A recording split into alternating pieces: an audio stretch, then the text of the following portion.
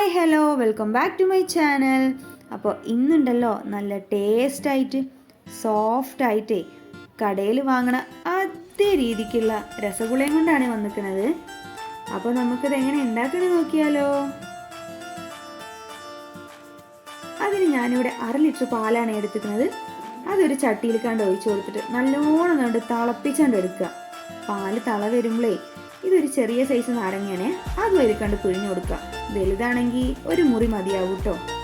പിന്നെ ഒരു 3/4 ഗ്ലാസ് വെള്ളം കൂടി ഒഴിച്ചു കൊടുത്തിട്ട് നല്ലോണം കണ്ട് ഹൈ ഫ്ലെയിമിലിട്ട് തിളപ്പിക്കുക.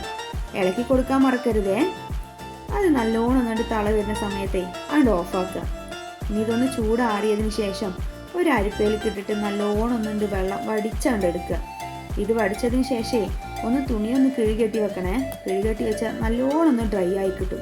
ഇതേപോലെ നല്ല വെള്ളമൊക്കെ പോയിട്ട് നല്ലാണ്ട് ഡ്രൈ ആയി വന്നിട്ടുണ്ട്. ഇനി ഇതിനെ നമ്മൾ ചപ്പാത്തി മാവ് കുഴക്കണ പോലെ നല്ലോണം കണ്ട് കുഴച്ചാണ്ട് എടുക്കുക.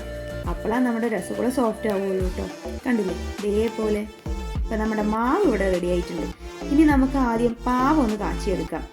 പാവ് കാച്ചിയെടുക്കാനേ 1 കപ്പ് പഞ്ചസാരയും 1.5 കപ്പ് വെള്ളം എടുത്തിട്ടുണ്ട്.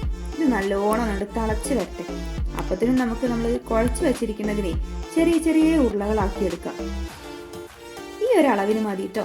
ഇതിന് ബാക്കിയുള്ള മാവും ഇതേപോലെ ഉരുളാക്കി എടുക്കാം. അപ്പോൾ നമ്മുടെ ഉരുളകളൊക്കെ ഇവിടെ സെറ്റ് ആയിട്ടുണ്ട്. അപ്പത്തിനും അപ്പുറത്തും നമ്മുടെ പാവും നല്ല തിളച്ച് വന്നിട്ടുണ്ട്. ഇനി ആ ഉരുളകളിനെ നമ്മൾ അതിൽ കണ്ട് ഇട്ട് കൊടുത്തിട്ടാണ്ട് കുളിപ്പിച്ചാണ്ട് എടുക്കുക. ഒരു 10 മിനിറ്റ് നല്ലോണം കണ്ട് തിളച്ച് വരണം കേട്ടോ. കണ്ടില്ലേ, നമ്മുടെ രസഗുള കയ്യിൽ കിടന്ന് നല്ല തിളച്ചിട്ട് ഒന്നാണ്ട് തടി വെച്ചിട്ട് വന്നിക്കണം. ഇനി നമുക്ക് അതിൻ്റെ അടുപ്പാണ്ട് ഓഫാക്കാം. ഇത്ര ഉള്ളു പണി കഴിഞ്ഞു. ഇതുകൊണ്ട് ചൂടാറട്ടെ. അപ്പോൾ കണ്ടില്ലേ, നമ്മുടെ രസഗുള എത്ര എളുപ്പത്തിലാണല്ലേ റെഡിയായത്. അപ്പോൾ എല്ലാവരും ഒന്ന് ട്രൈ ചെയ്ത് നോക്കണം കേട്ടോ. നല്ല ടേസ്റ്റുമാണ്. അപ്പോൾ ഈ വീഡിയോ എല്ലാവർക്കും ഇഷ്ടപ്പെട്ടു എന്ന് വിചാരിക്കുന്നു. വീഡിയോ ഇഷ്ടപ്പെട്ടാൽ എല്ലാവരും സപ്പോർട്ട് ചെയ്യണേ. വീണ്ടും നമുക്ക് വേറൊരു വീഡിയോയിലേക്ക് കാണാം.